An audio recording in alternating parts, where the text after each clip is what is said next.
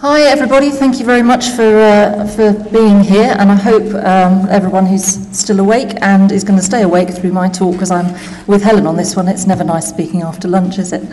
Okay, before we begin, I just want to say there are quite a few website references in this presentation, but I know the presentations are going to be made available to you on various websites, so don't worry about trying to write down every URL there is.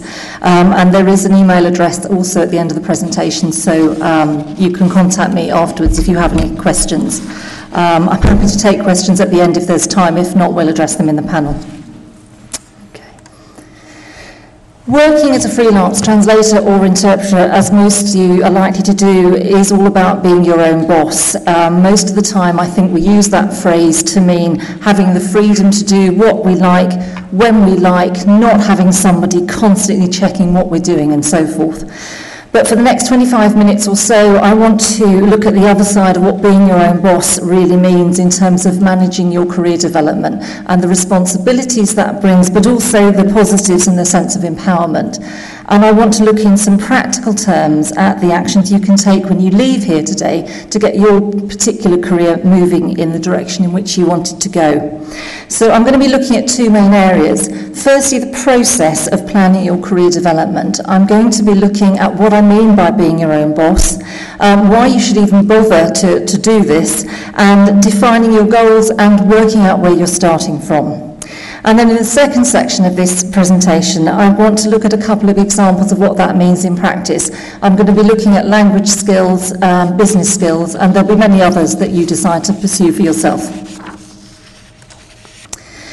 If you've ever been employed in a company of any size, you will probably have been through what some of us would call the annual agony of the performance review. It's often, too often, I think, a box-ticking exercise. It's what you go through to keep human resources happy. And at its worst, it's a them and us situation. It's perceived sometimes as a way of punishing somebody for not having lived up to expectations or performed as somebody else thinks they should have done. It's maybe a chance to look at the bad rather than rewarding the good. But at its best, it's a very rigorous process. It can be highly positive. It's a way of reviewing honestly what's gone well over the course of the year and why those things were successful. To identify where things could have gone better in a constructive atmosphere, and a way of assessing the skills and knowledge that you need to tackle things more effectively next time round. And again, to plan what you want to do over the next period. That's in an organisation. If you run your own business, you don't necessarily have, in fact, I'll guarantee you don't have that formal structure in place. And that's where I'm going to come back to this idea of being your own boss in a literal sense. We're going to look about how you take yourself through that process of identifying where you want to go, taking action and reviewing what you've achieved in order to get to where you want to be.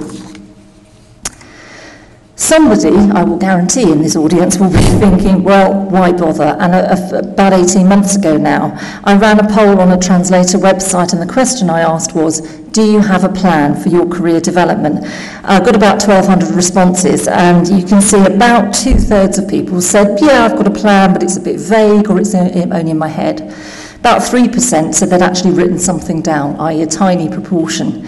And about 12% of people said, well, why would I? Which is a fair enough question. And you may be wondering how on earth, at this stage in your career, you can possibly plan for anything, because you probably haven't even got started yet. And it does seem like a bit of an unknown when you first start out, but I think there are compelling reasons why you might find it beneficial to take some kind of structured approach to developing your career, and frankly, you may as well start as you mean to go on. So, the first thing I can guarantee about translating, interpreting in any other profession is that change happens all the time. And some examples I've given you here: technology, business practices, language and legislation. So if we take technology, for example, communications methods have changed dramatically in the last 10, 20 years. Hardware changes, software changes all the time, different file formats that your clients suddenly want you to be able to deal with. Under business practices, think about customer expectations. Again, that'll tie into technology. People who started their translating career many years ago, I think, are very surprised now at the speed at which things have to be turned around because they can be turned around.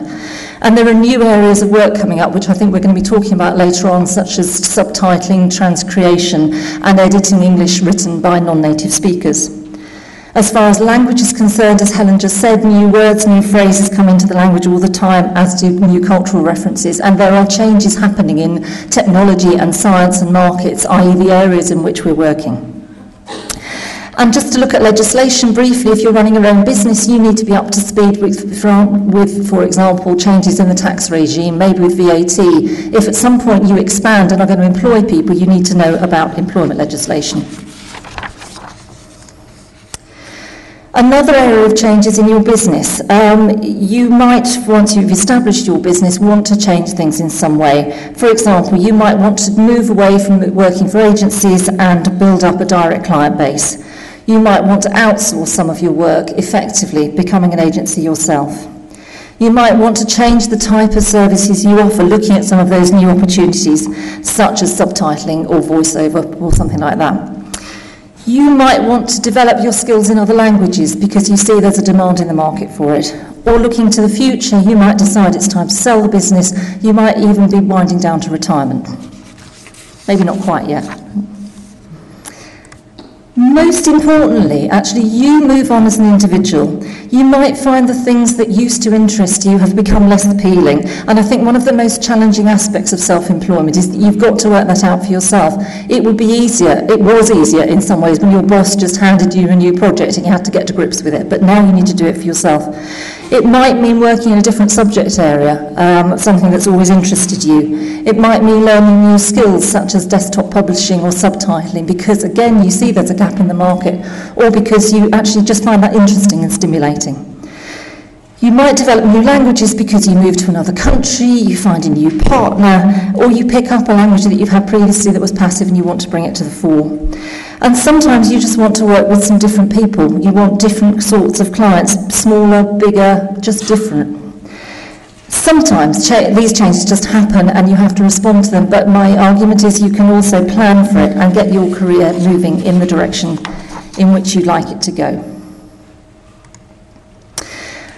I've called this presentation Career Development for Translators and Interpreters, a route map to success, and that's the model we're going to work with. So how do you draw the map that gets you where you want to go? And the first step in that is to identify where it is that you do want to go. It may sound blindingly obvious that you can't get somewhere until you know where it is. But I think too often people can end up going off in the wrong direction, and you can waste a lot of time and money getting to somewhere and then realising you didn't really want to be there at all. It's like driving to Cornwall and then thinking I'd rather be in Edinburgh. Too often I think people think about professional development simply in terms of going on a course. And courses are absolutely excellent, but they're a means to an end. You need to bear in mind that they're not an end in themselves. CPD, continuing professional development, is something you're going to hear a lot about over the course of your career. And it's not just about ticking boxes and counting hours of training. It's about having a structured approach and saying, right, this is what I'm trying to do and this is how I'm going to get there. So you need to set yourself a destination, some sort of goal or objective. In practice, there may well be more than one at any one time, but I think that trying to work on more than a few at a time is probably too hard and counterproductive. So let's take some examples. Maybe you want to increase your income. I think most people probably do at some point.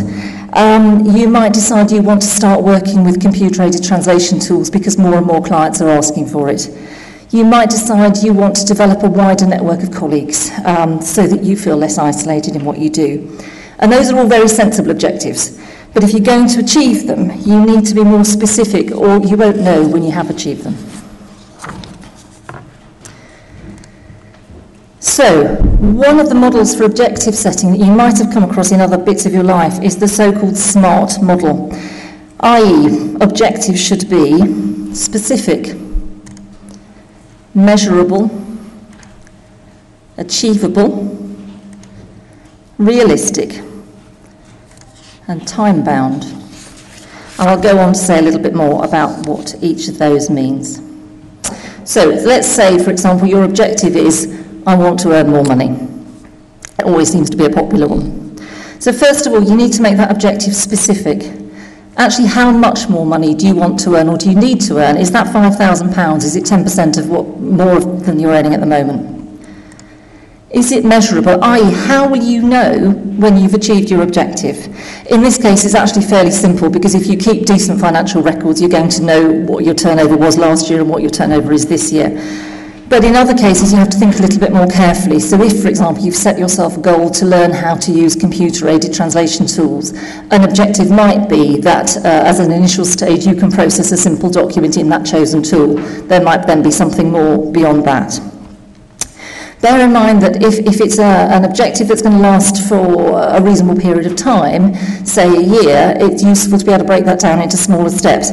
You know, it's quite easy to say, I'd like to earn another £3,000 next year, but you've then got to bear in mind that's £250 a month without holidays, if I've got the maths right, and so, you know, how are you actually going to achieve that as you go along?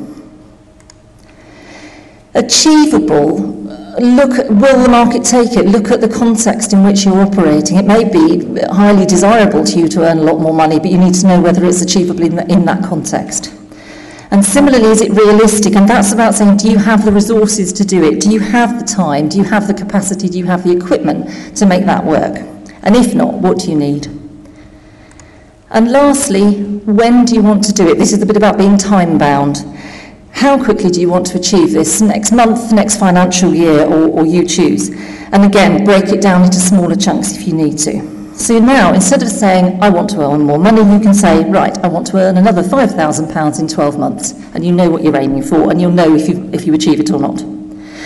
So you need to work through that process for each of the objectives you've set yourself, and maybe talk them through with a friend or a partner or a colleague if that's helpful to you.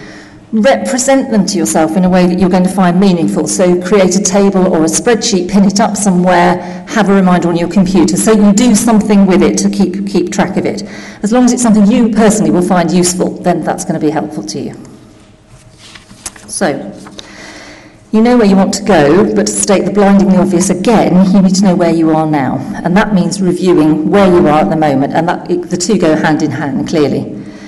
So if you're going to review where you are now, you need information. And first of all, you need information about your business. If you're already up and running, it's the basics: turnover, profit, cost, and thus margin. Whether you're a new startup, whether you're growing, whether it's in a steady state or whether it's declining, and why. You need to know about your markets. If you're just starting up or later you find you want or need to increase turnover, what's happening in the market? Research it. Is there downward pressure on prices, or is there scope for increasing them in certain sectors? Where are the growth areas? What new subjects or languages are in demand? We've just had some excellent examples of finding out that kind of information. If there's a glut of translators or interpreters in your language combination or subject area, what are the factors you can use to differentiate yourself? Where could you pick up new clients? How can you improve your productivity? And it's all those sorts of questions that will help you decide whether the objectives you've set are achievable and realistic, as we were just talking about. You also need information about yourself, and sometimes that's harder than you'd think. You need to know what your own strengths and weaknesses are, what you enjoy and what, frankly, you find very boring. And it goes back to the notion of being your own boss. It's about carrying out an appraisal of yourself and saying, you know, where do I excel, where could I do better? And sometimes we don't know ourselves very well. You may think, for example, you've got really excellent time management skills, but actually maybe it's helpful to have somebody saying to you, but you're always telling me you get up at 5 o'clock because you've got a 9 o'clock deadline. So maybe that's not quite where you're not quite where you thought you were. Similarly, there might be you may have a perceived weakness. You may think, well, I'm not as good at using that tool as everyone else in the user group. But think about how important that is. Do you really need to be an expert, or is your current level of knowledge enough? Again, talk to somebody if it helps to test the evidence, but make sure it is somebody who's going to be honest with you and not just tell you what you want to hear and that you're brilliant, unless you are. So with this, we know where we are now, and we know where we want to get to. The interesting bit is the bit in the middle, and that's how you do it. And that's where I'm going to come on to a couple of practical examples. So how we make that journey is going to be different for all of us. So I'm going to look at a couple of examples, language skills and business skills, and see if there are some ideas there that you can adapt to your own situation. Okay. Let's look first of all at language skills, and I think it's one of the areas that a lot of translators and interpreters possibly find it very hard to accept that they need to make progress in at all. I hear a lot of people say, but I do it anyway just by doing my job, and that is to some extent true. You do research, you broaden your experience, you hone your skills and so forth, but I think there's an argument that says you can do better. Actually, you can always keep doing better. Your dentist, for example, practices dentistry every day of the year. I personally wouldn't be happy if he was still using the techniques he learnt 30 years ago. I'd like him to have moved on. You have a huge amount, or you will have a huge amount of knowledge and experience, but it's about how you capitalise on that to make better use of it for the future. And just to take a little example, if we look at terminology management, you think about how you organise your terminological records, your databases, your glossaries, whatever name you want to give them. If you run a translation memory programme, for example, do you maintain it properly? Do you make the best possible use of glossaries and terminology databases and so forth? Are the tools you started out with still adequate? For example, you might have started out with tables in Word documents and spreadsheets, but as you grow, that may not do the job anymore. Again, if one of your objectives is ultimately to be working with other people, are your glossaries in a state where you can share them? Or actually, do they consist of some penciled notes in the back of a dictionary and a spreadsheet here and a document over there that's got some really interesting stuff in it, but you've never quite got round to transferring it anywhere? And have you backed it up? But terminology management is just one of the areas where you can improve your language skills. As we said, language changes all the time. New words and new phrases and new cultural references are coming in. Last year when I did this talk, we were talking about subprime mortgages and the credit crunch. This year we're talking indeed about duck islands and quantitative easing, which I think is just a joke made up by economists to fool radio presenters and people like me. So you need to stay abreast of it, and there are lots of ways of doing that, and you might not even think of some of them as being part of your professional development, but there are a few examples that I've listed here, and they'll apply both to your source and to your target languages. But there is a difference, actually, between listening to the radio because you feel like listening to the radio and listening to the radio as part of your professional development, and it's to do with how actively you listen. So if there's a programme coming on that's relevant to your specialist area, by all means listen to it because it's interesting, but then try, if you can, to listen to it again just for the language and how it's used in context, because that can be very useful. And it's where things like the Listen Again feature on BBC Radio are really helpful. You think, oh, okay, that was really good, and I know there was some interesting language in it. Now I can go back to it and really mine it for the things that I'll find helpful in the future. Do the same with websites, do the same with articles. They're a huge, rich source of terminology and usage, and you can use them to enrich your glossaries. Keep examples of your terms used in context and so forth. If you can find parallel text, for example, side-by-side translations of particular things, company annual reports are often a good way of doing this. Again, they can be extremely valuable. They're not always fantastic in terms of quality, so keep an eye on that. But equally, if you think this isn't very good, have a look at it and see, well, how would I do it? What could I do better there? Read your junk mail instead of just chucking it in the bin. They're often a huge source of terminology. They're written by, they're advertising things or invitations to attend general meetings or letters from charities. They're written by experts often, and that's the language you need to be using. And they're too good to be missed, to be honest. One of the ways of keeping your language skills good and fresh and up to date is to look very critically at your own work, particularly once the pressure of the deadline has passed. If you're working for an agency and you know that they have work revised before it goes out, ask for feedback. You won't always get it, but it's certainly worth asking for. I do a lot of revision and editing work for one of my clients, including test pieces for new translators. And I'm delighted when people ask for comments because it says, right, this is somebody who really cares. This is somebody who wants to get better and they want the feedback, and that's a good thing. And obviously one tries to be helpful and constructive in giving that.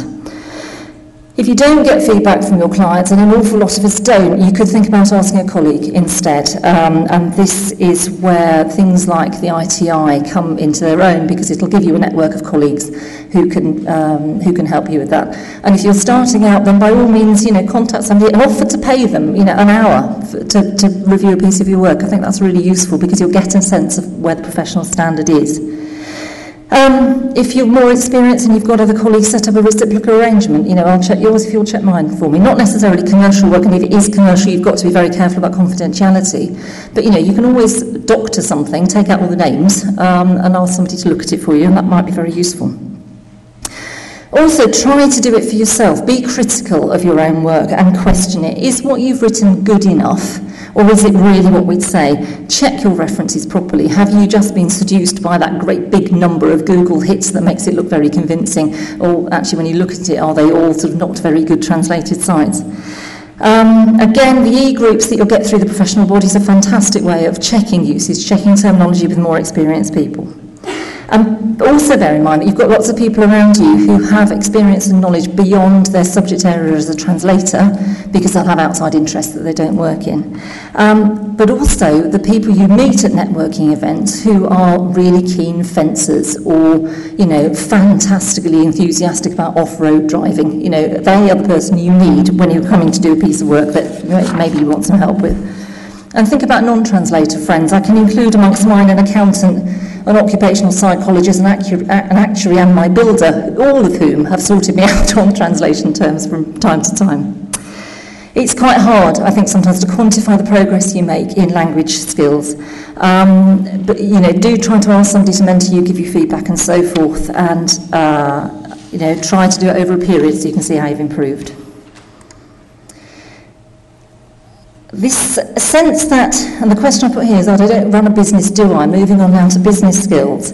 I feel when I talk to a lot of people in the profession, particularly when they're starting out, it's an area that's often neglected, and I think I can't emphasise enough the importance of running a business as a business. Too often, I think translators and interpreters fall back on the line, or I'm just a freelancer. And it can have a disastrous effect, to be honest, in how you operate your business and your relationship with clients. If you think of yourself as a business, then you have a sensible, fair, one-to-one business relationship with a client, and you don't then find yourself falling prey to lousy rates and terrible deadlines and unreasonable requests. You're trying to build up partnerships, and it's easier sometimes to do that on a business-to-business basis than it is on an individual-to-individual one. So try and think about yourself as a business. And once you've done that, first of all, what I'd say was if you feel your skills aren't up to scratch, do think about, again, joining the professional bodies. Something like the ITI Bulletin regularly has features to do with business skills, and that's very useful. Your colleagues will know all sorts of things about the practical aspects of running a business. If you're looking, say, at a new accounting package or some new software, there will be somebody out there who's used it and has got some useful advice. Do think about user groups too for particular tools. Again, when you first join them, you may find that the questions being asked are absolutely way over your head, but the archives for those things are very useful, and chances are if you've got a problem with something, somebody else will have done it at the same time. Once you begin to run your business as a business, you'll realise there's a huge range of support out there, not necessarily aimed at translators and interpreters, but aimed at people running small businesses. And these are just some examples here. You'll find more and more if you go online. A lot of training is subsidised by the European Union and therefore free of charge. A lot of things that come through Business Link, for example, are very low cost or free. And you'll get courses and briefings throughout the year in a variety of locations. And I have to say, HM Revenue and Customs are normally extraordinarily helpful people, and they're an absolute mine of information. They want you to get it right, so they'll help you to get it right, and that's fantastic.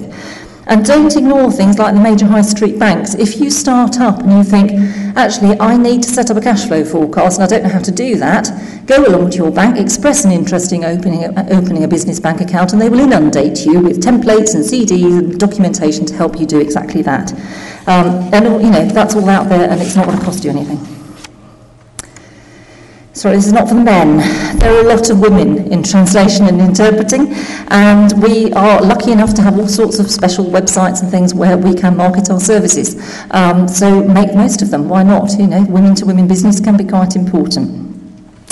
Again, I'm not going to dwell on this because Stella's got a fix with a VDI, but you can find them at the end.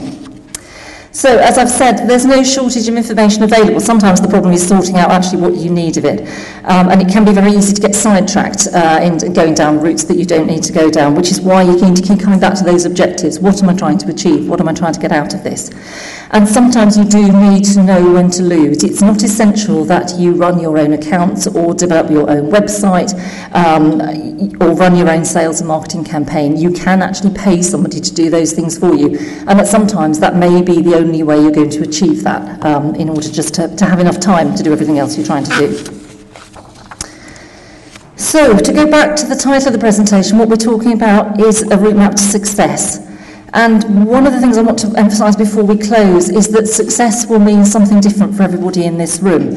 I know exactly what I want to get out of my career, but it almost certainly won't be the same thing that you want. So think about what it actually means to you. Does it mean how much money you earn or how much volume of work you get through? Does it mean having status in the profession and being recognised for what you do there? Is it about being an authority on your specialist subject area, or is it just knowing that your clients will always choose to work with you rather than with somebody else? Equally, it might be about producing a fabulous ad campaign or a perfect line of poetry. You need to define for yourself what that is. So, as every child of the land has probably said at some time or another, are we there yet? You've defined, I hope, by now what success means to you. You've identified where it is you want to go. You reviewed where you are now and worked out what you need to do to get from A to B.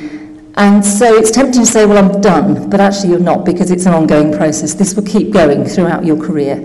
And I hope that doesn't make it sound terribly onerous and too much like a chore, because actually it's a really positive thing to do, and to work out what you want to do, and you get to, for once in your life, to put the goalposts where you want the goalposts to be. So just to recap then, identify where you want to go, review where you are now, act to get where you want to be, check that you got there, and then round you go again. I hope you find that process useful and positive and empowering, and I wish you well.